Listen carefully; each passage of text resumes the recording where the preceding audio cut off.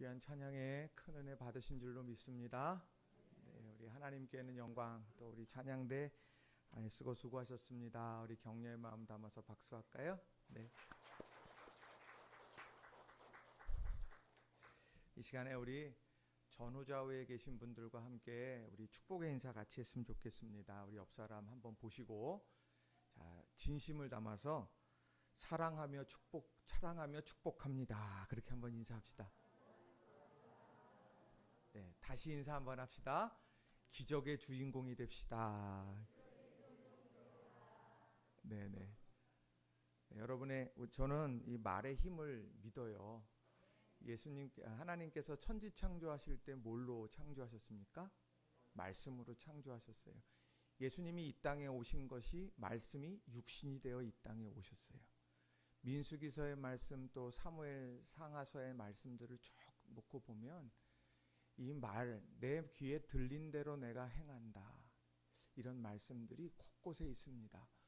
우리 사랑하는 성도님들, 늘 그래서 축복의 말 많이 하시고 격려의 말 많이 하시고 일으키고 세움받는 우리 모든 성도님들이 다 되시기를 바랍니다. 여러분, 우리가 잘 아는 말 중에 부자가 망해도 몇 년은 먹고 산대요? 3년.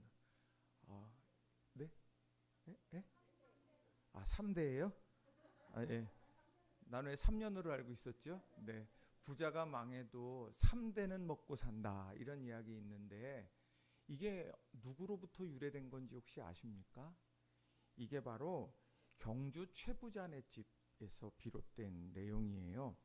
최국선이라고 하는 분이 있는데, 이게 1631년도부터 이제 그 뒤에 400년 동안에 만석분의 부를 누렸던 가문이 경주 최씨 부자 집입니다.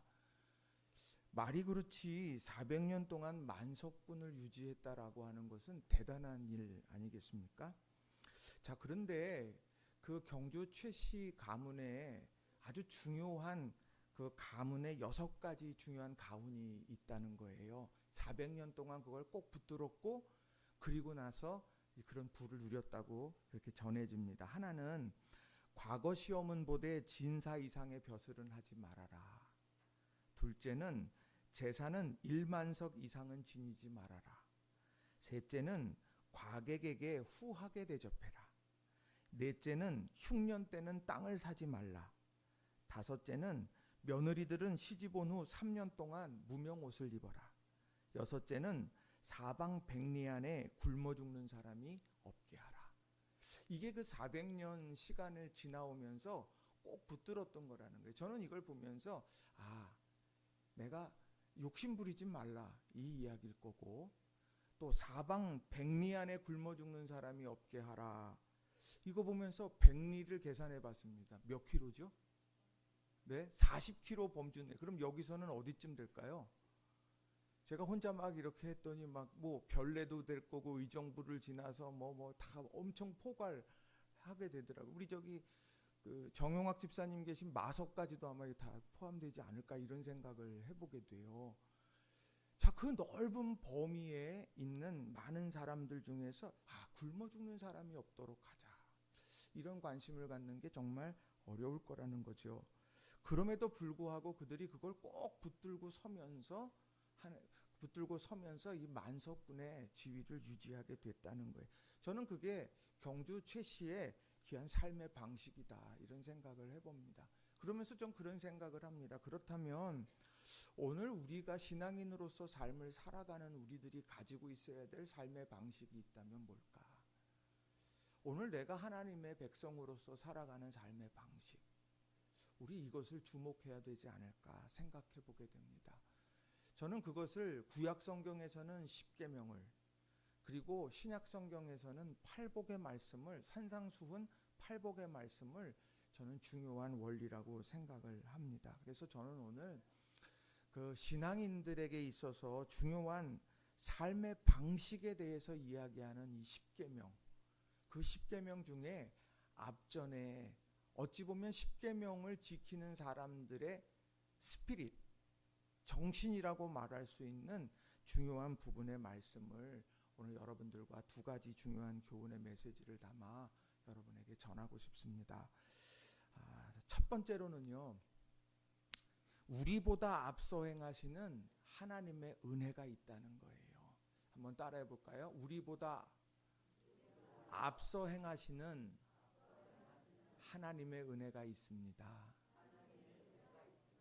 아멘. 우리보다 앞서 행하시는 하나님의 은혜가 있다. 이게 십계명 속에 담겨 있는 중요한 부분이다 말씀드릴 수가 있어요. 자, 약속의 땅을 이제 향하여서 출정을 했죠. 이스라엘 민족이 얼마나 장엄했겠습니까? 이 200만 300만이 넘는 사람들이 이 탈출해 애굽을 탈출해 가는 모습은 장관이었을 거예요.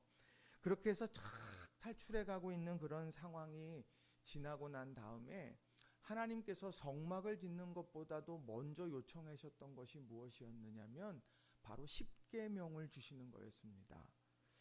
그 십계명은 하나님의 삶, 하나님의 백성들의 삶의 방식이었기 때문에 하나님께서는 이제 이 새로운 출발 앞에서 바로 이 하나님의 백성다움에 대한 말씀을 전하고 싶었을 거다 생각해요.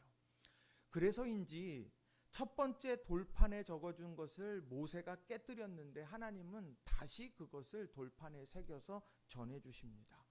그만큼 중요한 거야, 이렇게 말씀하시는 거죠. 또 십계명의 내용을 쭉 보다 보면 하나님과의 관계로부터 시작해서 이웃과의 관계로 이렇게 확장되는 모습을 봅니다. 이 두 가지가 같이 있더라는 거예요. 그건 실제적이라는 이야기지요. 우리가 삶을 살아가면서 마주하는 많은 사람들과의 관계나 예배드리는 가운데 하나님과의 관계, 그 모든 것이 정말 중요하다, 이것을 또 보여주는 거예요. 맞아요. 그런데 늘 그렇듯이 이런 계명, 이걸 지켜야 된다라고 하는 말을 딱 듣는 순간 여러분의 가슴 속에 어떤 생각이 듭니까? 부담스러운데? 야, 이거 어떻게 지킬까? 이런 생각을 하게 되곤 합니다. 내가 교회 온 게, 신앙생활한 게, 수고하고 무거운 짐진 자들아 다 내게로 오라, 내가 너희를 편히 쉬게 하리라. 이 말씀 붙들고 왔는데 이렇게 살라고 저렇게 하고 이걸 지켜야 되고 이걸 지켜야 되고 이렇게 말을 하니 있던 짐에다가 짐을 하나 더 얹은 것 같은 생각이 들고 내가 이러려고 신앙생활했나, 이런 마음이 나도 모르게 들 때가 있다는 거예요. 야, 예수님 믿는 게 이렇게 힘들구나. 그런데 오늘 이 십계명의 말씀 속에서 바로 그 앞전에 어떻게 살아야 될까 10가지의 계명을 주시는 하나님의 구체적인 내용 앞에 하나님께서 우리에게 요청하신 것, 그것을 집중하다 보면 이 문제가 풀어지게 되더라는 거예요.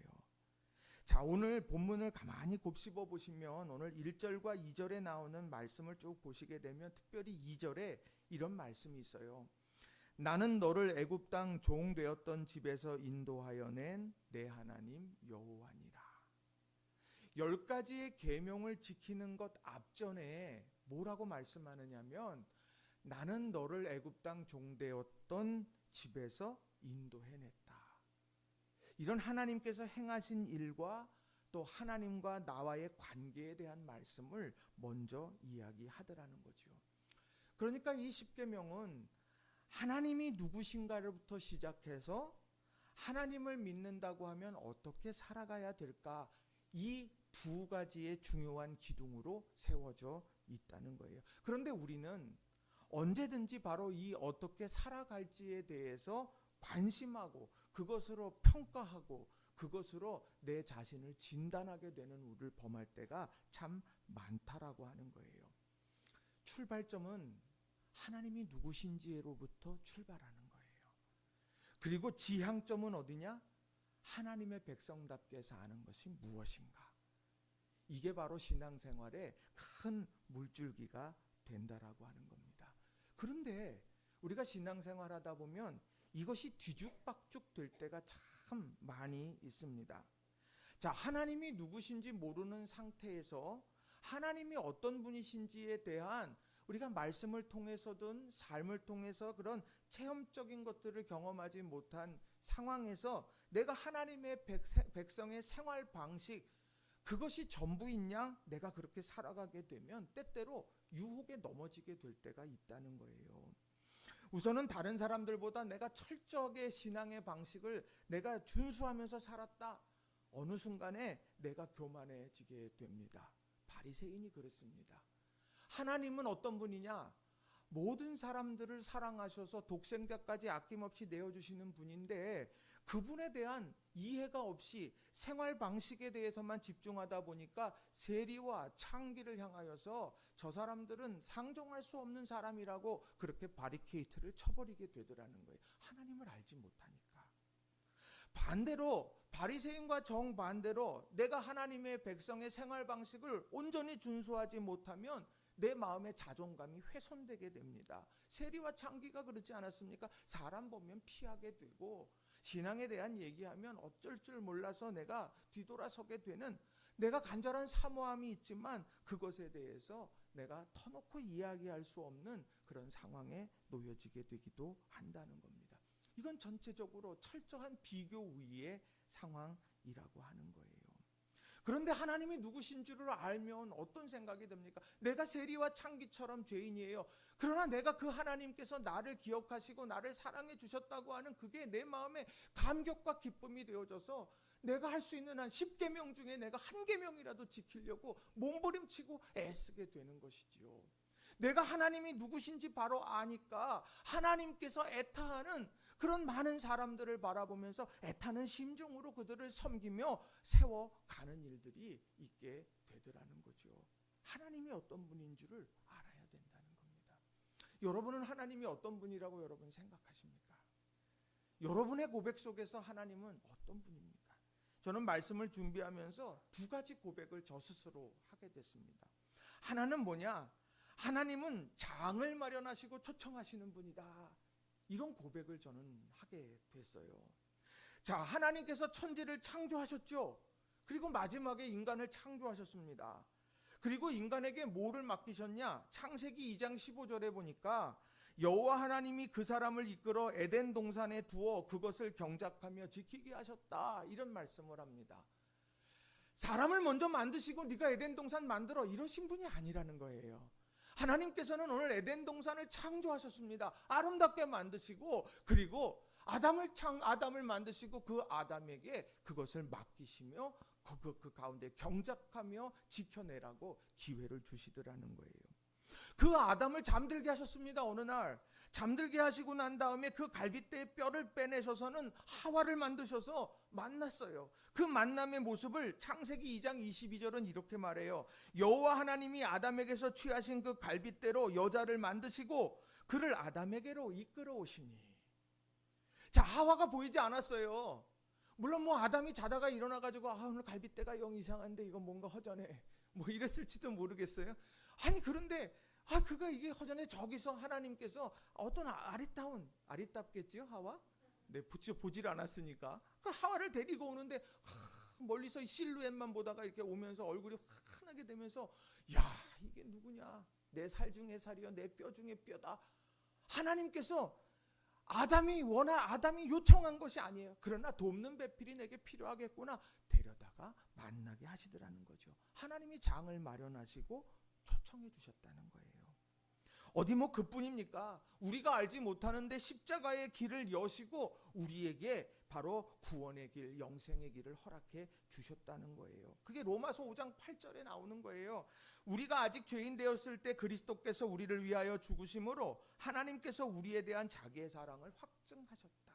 하나같이 오늘 내가 어떤 것을 하기 전에 하나님께서 미리 만들어 가셨던 일들, 그 일들을 성경은 소개하고 그 일들을 하나님께서는 마치시고 우리를 초청해 주시더라는 거예요. 여러분 이걸 믿으시기 바랍니다. 하나님은 오늘도 어떤 일을 하실까? 하나님께서는 오늘도 하나님의 나라를 세워가는 귀한 일들 하나하나를 이루어 가시고 하나님의 백성을 세워 가시고 일으키시는 일들을 해 가십니다. 우리 눈에 보이지 않아도. 그리고 그것이 준비될 때 우리를 부르실 거예요. 우리를 초청하실 겁니다. 우리는 이것을 기억하면서 오늘 기대함으로 하루를 열어가는 거예요. 당신을 통해서 하실 일이 있고 지금 진행하시는 일들이 있다. 우리는 이런 고백을 가지고 믿음 안에서 서는 저와 여러분이 되기를 바랍니다. 또 하나의 제 고백은 하나님은 역사의 퍼즐을 맞춰 가시는 분이다, 이런 생각을 했습니다. 하나님은 역사의 퍼즐을 맞춰 가시는 분이다. 이해할 수 없어요. 이해할 수가 없어요. 도대체 이런 일이 도대체 무슨 의미일까 모르는 일들, 그런 일들 하나하나들 이해할 수 없는데 어느 날 보면 하나님께서 하나하나 왁구를 맞춰 가시더라는 거예요. 퍼즐을 맞춰 가셔서 완성된 작품을 만들어 가시더라는 겁니다. 성경에 보면 위대한 위인이 나오죠. 다윗. 하나님 마음에 합한 사람이다, 이렇게 칭찬받은 사람이에요. 정말 그런 칭찬받으면 얼마나 행복할까. 그런데 다윗이 어느 날 도시락 배달하다가 전쟁터에서 골리앗 만나지 않습니까? 그 골리앗 만났는데 그가 다 그 골리앗 앞에 서가지고는 이제 싸움을 하잖아요. 물매를 가지고 싸움을 해갖고 이겨내는데, 저는 그 과정 속에서 이 다윗의 마음이 어떠했을까 생각을 합니다. 다윗이 그저 도시락 배달, 아버지의 명령 따라서 도시락 배달하러 갔다가 골리앗이 막 그렇게 이렇게 전장을 막 도두면서 싸움을 걸어오는 그 모습을 보면서, 야, 만군의 여호와의 이름으로 내가 나가야 되겠다, 이런 다짐, 이면에 어떤 생각을 좀 했을까 생각해 봤어요. 아니, 내가 군인이야. 나는 그냥 도시락 배달원, 나는 그저 민방위야. 나는 그저 가서 이것만 전달하면 되는 건데, 아니 내가 지금 왜 이런 일을 지금 내가 여기에 얽히고 설켰을까? 뭐 그런 마음 들지 않았겠어요? 그런데 중요한 건 그러한 그 골리앗과의 싸움 앞에 이해할 수 없는, 내가 왜 나섰지 그랬는지도 몰라요. 근데 그 싸움이 결국 목동 다윗을 장군 다윗으로 바꿔가는 역사의 전환점이 됐다는 거예요. 지금 내 앞에 이 상황적 어려움 속에서 하나님께서 만들어 가시는 퍼즐이 있다라고 하는 거예요. 꿈의 사람 요셉, 여러분 기억하실 거예요. 요셉은 어려서부터 채색 옷 입었어요. 지금으로 말하면은 명품 옷이에요. 형들은 그저 짝퉁 옷 입고 있을 때 너무도 사랑받아서 채색 옷을 입고 살아왔던 사람이 바로 이 요셉입니다. 근데 그 요셉이 채색 옷을 형님들의 손에 이끌려가지고 그걸 다 벗기게 됩니다. 다 찢겨지게 돼요. 그리고 나서 그가 입은 옷은 보디발 장군 집에서 종의 옷을 입으면서 생활하기 시작합니다. 이게 도대체 뭔가, 나는 채색 옷만 입은 사람인데 왜 내가 지금 이런 어려움 속에 있을까? 그런데 오늘 그가 시간이 지나고 마침내 총리 대신의 옷을 입고, 총리 대신의 옷을 입고 난 다음에 그는 풍년이 지나 흉년을 맞이한 온 열방을 새롭게 회복시켜가는 그런 역할들을 감당했다는 거예요. 고난으로 포장된 축복, 그것을 오늘 보게 하더라는 거예요. 몰랐어요. 처음에 몰랐어요. 그는 아무것도 몰랐어요. 그러나 마침내 시간이 지나더니 하나님께서 이런 일을 이루어 가셨구나, 그는 깨닫게 됐다라는 거예요. 역사의 퍼즐을 맞추게 되는 거죠. 이런 성경의 이야기가 얼마나 많이 나오는지 몰라요. 저는 이러한 모습 속에서 정말 다짐하게 되는 것은 다른 것이 아니야. 나도 다윗 같은 사람이 돼야지, 나는 요셉 같은 사람이 돼야지, 이런 생각을 하다가도 한편으로 어떤 생각을 하느냐, 하나님, 역사 속에서 하나님은 다윗을 들어서 하나님의 하나님 되심을 보여주셨습니다. 오늘 그런 인생을 살기 원합니다. 욥을 통해서, 또 요셉을 통해서, 에스더를 통해서 하나님께서는 하나님의 역사의 퍼즐을 하나하나 맞추어 가시는 귀한 일에 쓰임받게 하셨습니다. 하나님, 진짜 아름다운 인생이라는 것이 무엇일까? 하나님의 역사, 그 역사의 퍼즐을 맞추어가는 그런 귀한 인생을 살아가는 것. 여러분, 이런 인생을 살아가는 저와 여러분이 다 되시기를 바랍니다. 난 잘 몰라요. 역사 속에서 내가 아는 것 뭘 알겠습니까? 역사의 이면 속에서 수많은 딜이 오가는 것 세상 아닙니까? 정치권에서도 경제권에서도 다양한 딜들이 있겠죠. 알지 못해요. 우리가 그저 주어지는 것만큼, 보는 만큼밖에 모르는데, 그런데 오늘 성경은 분명하게 말해요. 네가 몰라도 하나님께서는 역사의 퍼즐을 맞추어 가신다. 예레미야도 그런 고백을 했어요. 예레미야서 1장 5절에 보니까 그가 이런 고백을 해요. 내가 너를 모태에서 짓기도 전에 너를 선택하고 내가 태어나기도 전에 너를 거룩하게 구별해서 문민족에게 보낼 예언자로 세웠다. 여러분이 모른다고 여러분에 대한 하나님의 계획이 없을까요? 아니에요. 저는 우리 성도님들 한 분 한 분을 모태에서 짓기도 전에 여러분을 선택하셨음을 믿습니다. 여러분 한 분 한 분 태어나기도 전에 거룩하게 구별해 놓으신 줄로 믿습니다. 문민족에게 예언자로 세우실 하나님의 놀라운 계획하심이 있음을 믿습니다. 여러분 이걸 꼭 기억하세요. 어제 저희 제방을 이렇게 지금 깨끗하게 정리를 하고 선들도 정리하고 하는데 우리 노지훈 성도님께서 이제 김장로님과 오셔가지고는 이제 예쁘게 이제 다 전선 정리. 제가 전선 정리를 잘 못해요. 제방 들어와 보신 분 별로 없죠? 예, 들어오면은요, 이게 사람 사는 데인가 이런 생각이 들어요. 또 누구도 손 못 대게 해요. 제가 웬만하면 놔두라 그러니까. 그래도 전 다 알아요. 뭐가 어디 있는지. 근데 어제 이제 대규모 공사를 이제 막 이제 지난주 이번 주에서 막 이제 정리들을 깨끗하게 했습니다. 우리 노지훈 성도님이 얼마나 꼼꼼하신지요. 그 책꽂이 거기 또 뚫어가지고 선이 하나도 안 보이게 글로 다 집어넣고 그리고 이 선들도 다 이 그 매듭을 져가지고는 이렇게 아주 탄탄하게 고정해가지고요. 아주 그냥 방이 너무 그냥 정돈됐어요.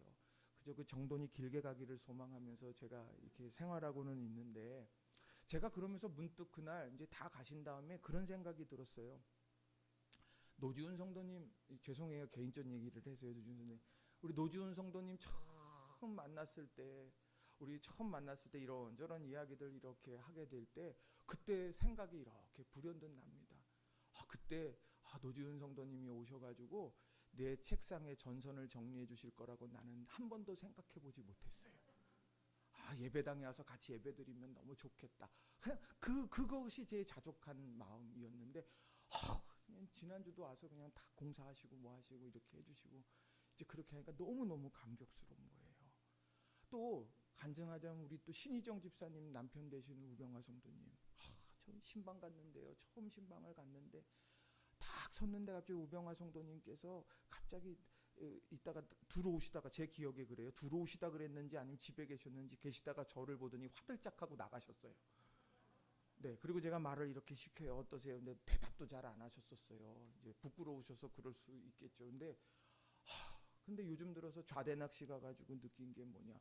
그분이 저를 보고 웃으시고, 그분이 저와 이야기를 나누시고, 저랑 같이 지렁이를 깨고, 지렁이는 아니, 저는 오징어를 꼈으니까 그렇게 끼면서, 야, 하나님께서 이렇게 만나게 하시고 이런 일을 이루어 가시는 거예요. 저는 그래요. 그 일들을 위해서 윤양기 집사님 애쓰셨을 거고 신 집사님 애쓰셨을 거예요. 그런데 저는 그것보다 하나님께서 예비하고 계셨다. 저는 그런 확신이 있어요. 여러분의 인생에도 하나님께서 반드시 그런 하나님께서 장을 마련해 가시는 특별한 손길이 있다는 것, 이걸 여러분들께서 꼭 기억하시기를 주님의 이름으로 간절히 축원을 드립니다. 그런데 중요한 건 우리가 그렇게 고백을 하고 그거 알아요. 하나님이 내 인생에 정말 그런 계획하심이 있겠지. 그거 충분하게 알겠어요. 믿어져요. 믿어요. 근데 가끔 가물가물해질 때가 있어요. 왜 그런 줄 아세요? 악한 원수마귀 사탄이 밤사이에 가라지를 뿌려놨기 때문이에요. 성경에 보세요. 그 가라지는 같이 자라요. 때가 지를 때까지. 그런데 그것이 같이 자라기 때문에 이것이 이건가 저건가 헷갈려가면서 예비하심이 있나 없나 없는 것 같은데 있는 것 같은데 이렇게 의구심이 들게 되는 거예요. 그럴 때 우리가 기억해야 될 것은 무엇일까요? 말씀이에요. 하나님이 앞서 예비하신다. 내가 생각하는 것, 내가 걷는 그 길보다 앞서서 하나님은 놀라운 역사를 이루어 가신다. 이것을 여러분들께서 꼭 기억하시고 붙드시는 우리 성도님들이 다 되시기를 주님의 이름으로 부탁을 드립니다. 가라지 조심해야 돼요. 우리 눈이 무엇을 보는지 중요합니다. 이번에 토요일 날 우리 권사님께서 기도해 주셨지만 우리 성지순례를 이렇게 갑니다. 제가 이제 오늘 오후에는 철원에 대한 선교 역사 특강도 하게 돼요. 이제 오셔서 제가 자료를 지금 받아서 출력을 해놨는데 아마 오늘 굉장히 은혜로운 시간이 될 것 같아요. 철원이 그런지 몰랐어요. 저도. 그런데 그러한 일들, 특강까지 해가면서 철원 가야 돼? 이런 사람들도 사실 있었어요. 우리 성도님들 말고요. 외부에서 제가 딱 올렸더니 아이고 그냥 철원 가서 꽃밭 갔다 가고 주상절리 갔다가 가고 맛있는 거 먹고 오면 되지 뭘 그걸 그렇게까지 해서 가냐 그래요. 그래서 안 가봤으면 말을 하지 말라고 제가 이제 그런 얘기를 이렇게 했습니다. 왜 그럴까? 거기에 선교의 흐름과 발자취가 거기에 있다는 거예요. 하나님께서 우리가 생각지 못했던 예비하신 일들이 그 안에 있다는 것. 이걸 찾아보고 싶은 거예요. 그래서 우리 성도님들, 우리가 삶이 우리가 걷는 길이 성지순례가 되는 거예요. 여러분 그걸 꼭 기억하면서 내 인생길에 하나님께서 예비하신 길이 흔적이 뭘까? 이것을 늘 생각하는 저와 여러분이 되기를 바랍니다. 두 번째로는요. 우리는 은혜로 살아가는 사람임을 잊지 말아야 한다는 거예요. 한번 따라해 보겠습니다. 우리는 은혜로 살아가는 사람임을 잊지 말아야 합니다. 자, 지금 십계명을 받고 있는 이 사람들은 어떤 사람이냐면요. 출애굽기 19장 1절에 보면 이렇게 말해요. 이스라엘 자손이 애굽 땅을 떠난 지 3개월 되던 날 그들이 시내 광야에 이르니라. 3개월밖에 안 됐어요. 아직 100일이 안 된 거죠. 이 3개월이 지난 다음에 제일 먼저 하나님께서 하신 것은 바로 십계명을 주시는 일이었습니다. 왜요? 그 십계명을 지키면서 하나님을 기억하라는 거예요. 그 하나님이 어떤 일을 하셨느냐? 이스라엘 민족이 400여 년 동안 종살이를 했는데 마침표를 찍게 하신 것이 하나님이에요. 3개월 전에 그런 일이 일어났던 거예요. 은혜 아니고선 설명할 수가 없습니다. 출애굽기를 쭉 읽어가다 보면 하나님 앞에 그저 부르짖었어요. 고통스러워서 울었어요. 그랬는데 하나님께서 모세를 보내셨고요. 10가지 이적을 베푸셨고요. 바로의 무릎을 꿇게 하시고 그리고 바로가 완악해져서 군대를 쫓아왔는데 말도 안 되는 홍해를 가르셔가지고 그 길로 걸어가게 만드셨다는 거죠. 어느 것 하나 자신들의 공로가 없다는 거예요. 그런데 그 하나님께서 오늘 십계명을 지키라고 말을 한다는 거죠. 왜요? 그걸 지키면서 하나님의 언약을 기억하라는 거예요. 오늘 나와 동행하신다. 또 언약 백성으로서 세우시는 은혜에 대해서도 이야기를 해요. 자, 십계명을 아무에게나 주지 않았어요. 아무에게나 주지 않고 바로 홍해를 함께 건넜던 이들에게 바로 이 십계명을 주셨습니다. 왜 그럴까요? 그 전에 내가 너희를 지켜냈다. 이제 너희의 앞으로의 길도 내가 이끌어갈 거다. 이렇게 약속하고 계신다는 거예요. 그러니까 그게 무거운 짐이 아니라 내가 하나님의 사람이라고 하는 징표가 거기에 담겨져 있다라는 거죠. 만약에 내 공로로 그런 일들이 다 이루어졌다라고 하면 어땠을까요? 아유, 공든탑이 무너지면 어떡할까? 아유, 조금이라도 내가 방심했다가 이 은혜에서 멀어지면 내가 어떡할까? 그런 생각하는 게 아니라 내가 은혜로 하나님께서 이런 일들을 이루셨으니 나는 불안과 염려가 없이 그저 구름기둥과 불기둥 아래 나는 머물면 되겠다. 이런 생각을 하게 되더라는 거지요. 십계명을 받고 이제 약속의 땅으로 한 걸음 한 걸음 갑니다. 그들의 마음속에는 애굽 땅 종되었던 집에서 나를 인도해 내신 하나님에 대한 감격과 고백이 거기에 담겨 있고 내가 비록 광야를 지나고 있지만 그 하나님께서 여전히 나를 은혜의 장중에 붙들고 계시다라고 하는 것을 일깨워주고 있다라는 거예요. 오늘 우리가 이 땅의 삶을 살아가면서 힘겹고 어려운 순간에 무엇을 여러분은 가장 많이 떠올리십니까? 내게 1억만 있으면 좋겠다. 네, 아멘 하시는 분이 몇 분 계신 것 같아요. 네. 내가 10억만 있으면 좋겠다. 또요. 네. 내가 진짜 내 집이 좀 있으면 좋겠다. 내 집이 좀 넓은 집이. 내가 지금 하는 일이 뻥뻥 뚫려가지고 내가 정말 돈 세다 잠들면 좋겠다. 내가 정말 그런 생각들 많이 있을 거 아니에요. 그런데 우리가 그런 생각 넘어요. 가장 우리가 기억해야 될 거. 내가 은혜 안에 있다. 그 은혜가 나를 오늘 지켜주고 인도해 주시는 거다. 내가 물질 쫓아다니면 어떻게 되는지 아세요? 물질 쫓아다니면 결국 물질의 노예가 되는 거예요. 물질이 나를 쫓아와야 되는 거예요. 맞습니까? 그러니까 우리 기도 제목이요, 주여 물질이 나를, 물질의 물꼬를 주께서 터주셔야 되겠습니다. 하나님이 이루셔야 하겠습니다. 기도하는 거예요. 건강, 신앙 없어서 건강 회복했는데 신앙 없어가지고 엉뚱한 일 하고 있으면 그건 더 웃긴 거예요. 우리의 신앙 가운데 하나님의 은혜가 머물러서 건강한 육신으로 하나님 나라 만들어가게 하소서. 우리 이런 고백을 이루어가는 저와 여러분이 다 되시기를 주님의 이름으로 간절히 축원합니다. 물론 1억도 좀 생기셨으면 좋겠어요. 여러분들이요, 10억도 좀 생기고, 여러분들께서 저한테 무슨 뭐 기복주의다 이렇게 욕하시지 마시고 여러분이 잘 됐으면 좋겠다는 이야기예요. 어찌됐건 풍성한 은혜를 마음껏 경험하고 나누는 우리 성도님들이 다 되시기를 바랍니다. 그런데 거기에 함몰되지 않도록 내가 그런 은혜를 받고는 은혜를 흘려보내야 되는데 이게 굉장히 중요하더라고요. 그래서 이번에 온담 사역을 하면서 이번에 그 소외된 이웃들을 도울 때 김치를 만들어서 드리려고 그럽니다. 요즘 여러분 김치 집에서 매일매일 담궈 드시죠? 손 떨리죠? 김치 한 포기가 얼만데, 와우, 이게 얼만데. 저도 고민했어요. 이 김치를 이렇게 나눌 때 어떨까? 야, 이거 굉장히 비용이 많이 들겠는데, 이런 생각을 하다가 하나님이 제 마음에 탁 주신 생각이 뭐냐면, 네가 못 먹을 때 그분들이 드시면 하나님을 더 기억할 거다. 이런 생각이 제 마음에 이렇게 확 치고 들어오더라고요. 저희 집도 신김치 먹어요. 여러분도 다 그렇게. 고춧가루 비싸요, 싸요? 비싸요. 부추도 비싸고 다 비싸요. 그런데 그것을 만들어서 탁 해서 그거를 소외된 이웃 아무도 관심 가져주지 않는데 그 김치를 탁 받아드는 순간 제가 볼 땐 주님 감사합니다. 어찌 보면 그런 감동이 있을 거라고 그렇게 생각을 해요. 다 여러분들이 바자회 때 물건 사주시고 커피 사주시고 그런 것들이 차곡차곡 정리가 돼서 이제 그곳으로 김치 나눔을 하려고 그래요. 여러분들, 그런 일들을 통해서 우리가 하나님의 나라를 세워가는 거예요.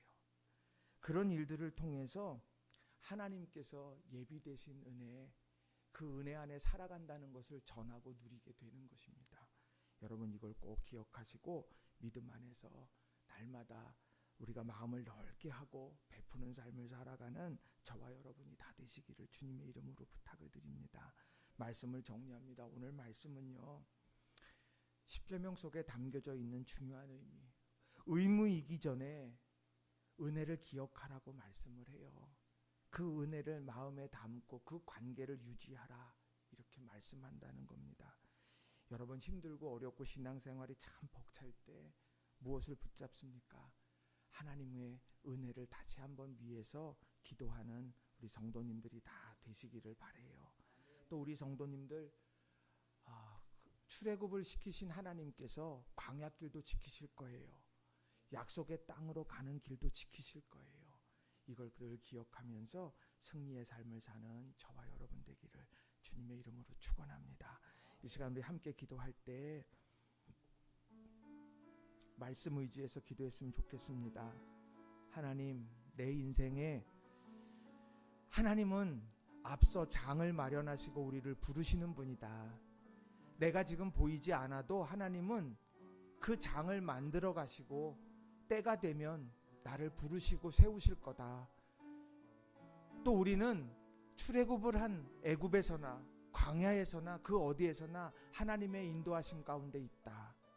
이것을 기억하며 살게 하옵소서. 이 시간 간절한 마음으로 합심해서 기도하겠습니다. 기도하십시다. 사랑과 은혜가 충만하신 아버지 하나님 감사합니다.